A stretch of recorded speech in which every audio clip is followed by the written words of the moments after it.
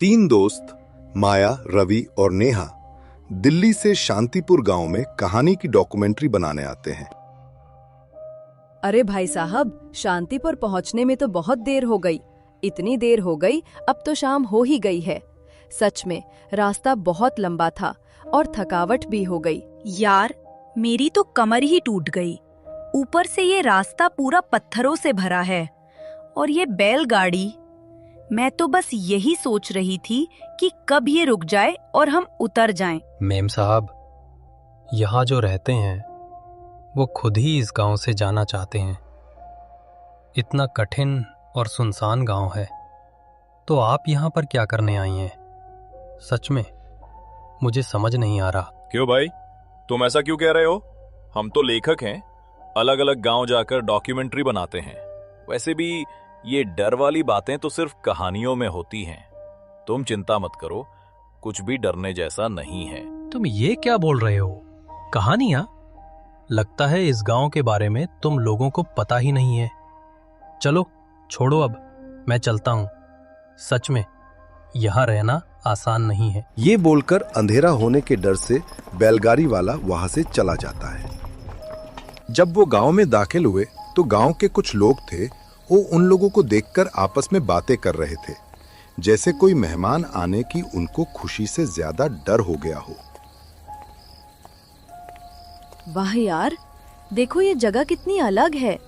ऐसा लग रहा है जैसे हम किसी पुरानी किताब के पन्नों में घुस गए हों। शांतिपुर, नाम ही कितना सुंदर है। मुझे लगता है यहाँ की कहानियाँ कमाल की होंगी। घर जाकर इन पर कुछ लिखूंगी, शायद कोई वीडियो भी बनाऊं। माया, तुझे तो हर जगह कहानियां दिखती हैं, लेकिन ये गांव, ये मुझे कुछ ठीक नहीं लग रहा। देखना, ये लोग हमें ऐसे क्यों घूर रहे हैं? और ये जंगल, रात को अगर कुछ हुआ तो? मैं तो कहता हूं वापस चलें। दिल्ली में कितने अच्छे अच्छे कैफे हैं, वहां बैठकर चाय पिएंगे। रवि, तू हर बार डरने लगता है। माया, मैंने तुम्हें पहले बताया था ना, इस गांव के बारे में कुछ रिसर्च की थी। यहाँ का वो पुराना मंदिर, वो कोई साधारण जगह नहीं है। लोग कहते हैं वहाँ एक दर्पण है जो कुछ अजीब करता है। नेहा, तू भी शुरू हो गई? दर्पण वर्पण की कहानियाँ? अरे, मैं तो बस यहाँ की लोक कथाएं सुनने आई हूँ। अगर कुछ इंटरेस्टिंग मिला तो घर जाकर शायद इस पर कोई स्टोरी बनाऊं, लेकिन अभी तो बस मजे लेने हैं। चलो गांव में घुसते हैं, कोई मिलेगा तो उससे मंदिर का रास्ता पूछ लेंगे। माया, तुझे मजा लग रहा है, लेकिन मुझे तो ये जगह डरावनी लग रही है।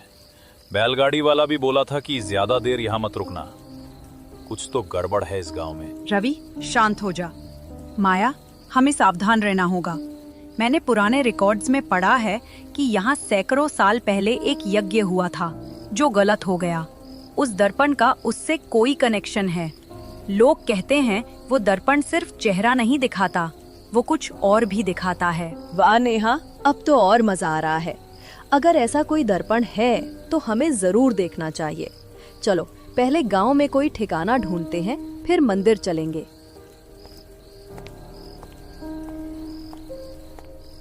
वो तीनों मंदिर के बारे में किसी से पूछने के लिए आगे बढ़े। रवि थोड़ा डरा डरा सा लग रहा था, पर माया और नेहा के चेहरे पर जिज्ञासा थी। थोड़ा चलकर वो लोग आगे जाते हैं तो चौपाल पर दो बूढ़े उनको बैठे दिखते हैं। नमस्ते ताऊ जी, हम दिल्ली से आए हैं। इस गांव की कुछ कहानियां सुनने आए हैं। सुना है यहाँ एक पुराना मंदिर है जिसमें कोई खास चीज है। वो कहाँ है? हमें रास्ता बता दीजिए। बिटिया, तुम शहर वालों को क्या पता है इस गांव की बातें? वो मंदिर, उसकी बात छोड़ दो। यहाँ रुकने की जगह ढूंढो और जितनी जल्दी हो सके अपनी कहानियाँ लेकर वापस चले जाओ। लेकिन ताऊ जी, हम तो बस थोड़ा घूमना चाहते हैं, कुछ कहानियाँ सुनना चाहते हैं। उस मंदिर में ऐसा क्या है जो आप लोग इतना डर रहे हैं? कोई पुरानी कहानी है क्या? कहानी? हाँ, कहानी तो है, पर वो सुनने की नहीं, भूलने की है। वो दर्पण, वो कोई साधारण शीशा नहीं है बिटिया। जो उसमें देखता है वो अपने साथ कुछ ले जाता है और कुछ छोड़ भी जाता है। माया, सुना ना, मैं तो बोला था ये जगह ठीक नहीं है। ये लोग कुछ छुपा रहे हैं। चल वापस चलते हैं। ताऊ जी, आप खुलकर बताइए ना, हम सिर्फ जानना चाहते हैं।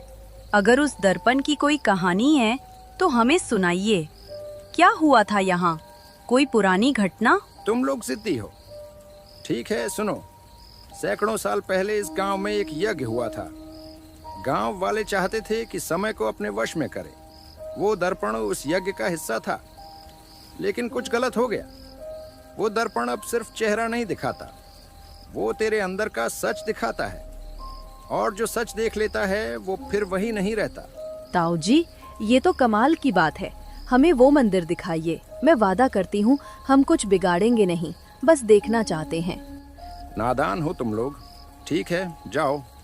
मंदिर जंगल के उस पार है, लेकिन याद रखना उस दर्पण में ज्यादा देर मत देखना, वरना जो आएगा वो तुम्हारा नहीं होगा।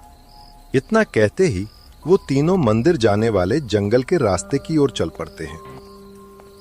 जंगल का रास्ता बहुत ही डरावना था। चारों तरफ अंधेरा था, पर वो तीनों आगे बढ़ते जा रहे थे।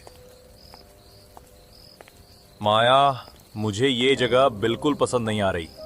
देखना, ये पेड़, ये हवा, सब कुछ जैसे हमें देख रहा है। मैं तो कहता हूँ वापस चलें। अरे रवि, तू तो हर चीज से डरता है।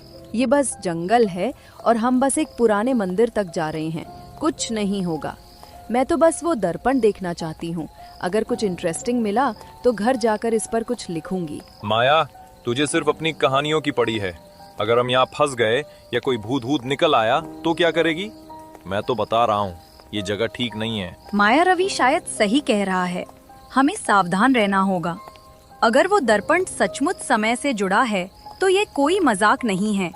मैंने किताबों में पढ़ा है कि कुछ प्राचीन वस्तुएं वो इंसान की आत्मा से खेल सकती हैं। कुछ देर चलने के बाद वो मंदिर तक पहुंच जाते हैं। यार, ये तो कमाल है। देखो कितना पुराना है ये दर्पण, लेकिन इसमें कुछ तो है, जैसे ये हमें बुला रहा हो। माया, तू पास मत जा। मुझे तो ये शीशा देखकर ही डर लग रहा है। तूने सुना नहीं ताऊ जी ने क्या कहा? इसमें मत देखना। माया, रवि सही कह रहा है। ये कोई साधारण दर्पण नहीं है। देख, इसकी नक्काशियाँ, ये वही प्रतीक हैं जो बाहर थे। और ये धूल, इतने सालों बाद भी ये दर्पण इतना साफ क्यों है? नेहा, तू ज्यादा सोच रही है। मैं बस इसे करीब से देखना चाहती हूँ। अगर ये इतना खास है तो घर जाकर इसकी कहानी लिखूंगी। सोच कितना मजा आएगा। माया, मैं तुझे बता रहा हूँ, ये ठीक नहीं है। मुझे लग रहा है कोई हमें देख रहा है। ये जगह, ये दर्पण कुछ गलत है। माया उस दर्पण की तरफ मुड़कर देखती है। पहले तो उसे कुछ अजीब नहीं दिखता, पर जैसे ही ध्यान से देखती है वैसे ही उसे उसके जैसी एक छवि दिखाई देती है, जिसकी आंखें लाल थी। ये देखकर माया एकदम से घबरा जाती है। ये क्या था? रवि, नेहा, तुमने देखा? वो मेरा चेहरा, वो मैं नहीं थी। माया, मैंने तुझे कहा था ये दर्पण ठीक नहीं है। चल अभी निकलते हैं। वो तीनों मंदिर से भागकर गांव की ओर चलते हैं। गांव पहुंचकर वो मेहमान घर की ओर जाते हैं तो वहां एक बूढ़ी चाची दिखती है, जो मेहमान घर की मुखिया भी थी। काकी, हमें आज रात के लिए रुकना है। क्या हम यहाँ रुक सकते हैं? गांव में काका ने बोला था कि मेहमान यहाँ रुकते हैं। हाँ हाँ बिल्कुल, ये मेहमान घर मेहमानों के लिए ही है। रात को बाहर रुकना सही नहीं है। इस गांव की दीवारें भी कुछ ना कुछ कहती हैं। रात को बिल्कुल बाहर मत निकलना। माया, मैं तुमसे कब से कह रहा था ये जगह ठीक नहीं है। हम सुबह होते ही दिल्ली के लिए रवाना हो जाएंगे।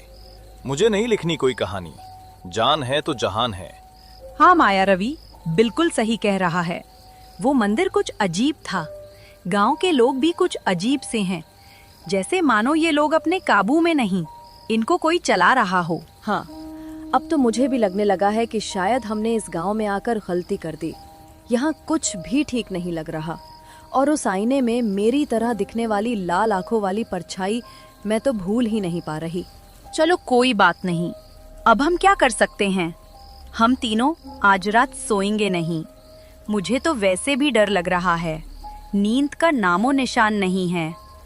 मैं तो सोच रही हूँ कब सुबह हो और हम यहाँ से जाए। हे भगवान, हमारी रक्षा करना।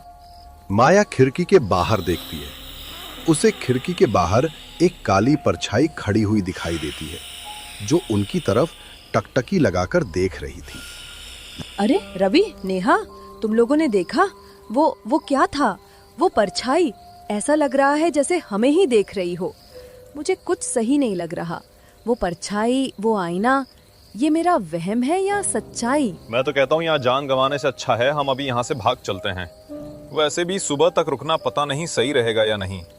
अगर अभी यहाँ से निकल जाएंगे तो गांव के बाहर रात गुजार लेंगे, पर यहाँ पर एक पल के लिए भी रहना मुझे सही नहीं लग रहा। वो तीनों मेहमान घर से जैसे ही बाहर आते हैं, वो देखते हैं कि सारा गांव खंडहर बन गया है, जैसे बहुत सालों पहले ही इस गांव का सब खत्म हो चुका हो। रवि, मेहा, ये क्या हो गया? अभी तो हम गांव में घूम रहे थे, घर थे, चौपाल था, और अब सब टूटे फूटे खंडहर जैसे खड़े हैं, जैसे ये गांव बरसों पहले ही मिट गया हो। ये सब हमारी आंखों के सामने कैसे बदल गया? मैंने कहा था ना, वो परछाई साधारण नहीं थी। इस गांव की हवा, ये रास्ते, ये टूटी दीवारें, सब किसी अदृश्य शक्ति के बंधन में हैं। शायद हम उसी के माया जाल में फंस गए हैं। ये जगह अब सिर्फ खंडहर नहीं, एक श्राप है। हमें निकलना होगा। प्लीज, यहाँ रहना मौत को बुलाने जैसा है। लेकिन अगर ये सचमुच किसी के वश में है तो हम कहाँ भागेंगे? रास्ता बाहर की तरफ ले जाना चाहिए था, पर देखो हम फिर यहीं लौट आए हैं। हम कितनी भी दूर निकल जाएं, ये श्राप हमें छोड़ता ही नहीं। ये गांव हमें बार बार वहीं खींच लाता है। अब हमें उसी जगह लौटना होगा जहाँ से सब शुरू हुआ था, उस मंदिर में। हाँ, असली जड़ वही है। उस आईने के बिना ये माया जाल टिक ही नहीं सकता। हमें डरना नहीं है, आज ये खेल खत्म करना ही होगा। ये बोलते ही वो तीनों मंदिर की ओर चल पड़ते हैं। मंदिर के बाहर पहुंचते ही वो लोग घबरा जाते हैं। वो देखते हैं वो ही चौपाल पर बैठे लोग और मेहमान घर की मुखिया वहां बुत बनकर खड़े हुए हैं। ये वही लोग थे, पर कैसे? वे तो जिंदा थे, हंस रहे थे, बात कर रहे थे।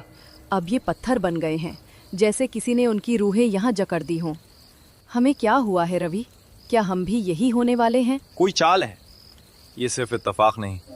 अगर ये लोग यहाँ इस तरह जमे हुए हैं तो इसका मतलब है ये स्थान या वो आईना और भी गहरा जाल बुनता है। हमें अंदर जाकर सब कुछ खत्म करना होगा। अब पीछे हटना ठीक नहीं। मुझे लग रहा है जैसे उनकी आंखों में हमारी ही परछाई बैठी हो, पर मैं डरकर यहाँ खड़ी नहीं रह सकती।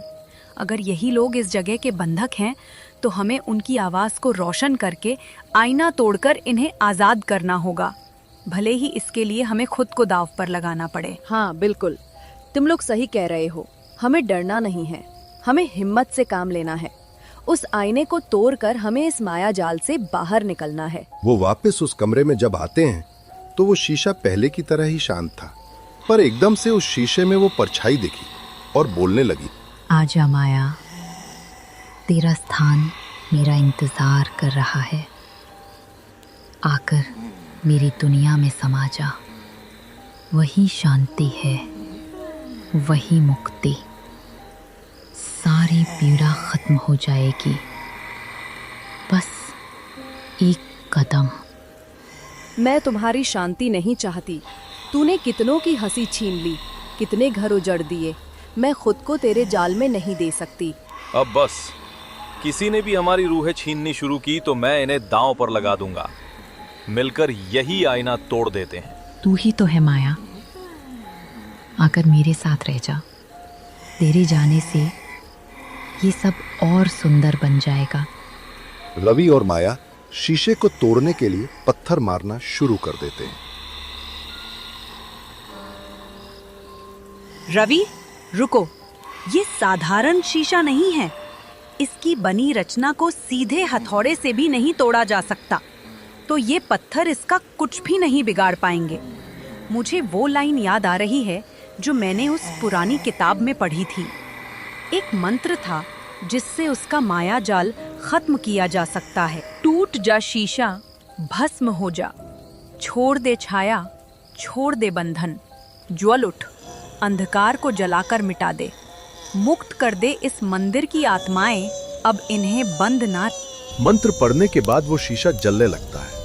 शीशा जलते ही उस छाया का माया जाल खत्म हो जाता है और उन तीनों के ऊपर से माया का जाल हट जाता है।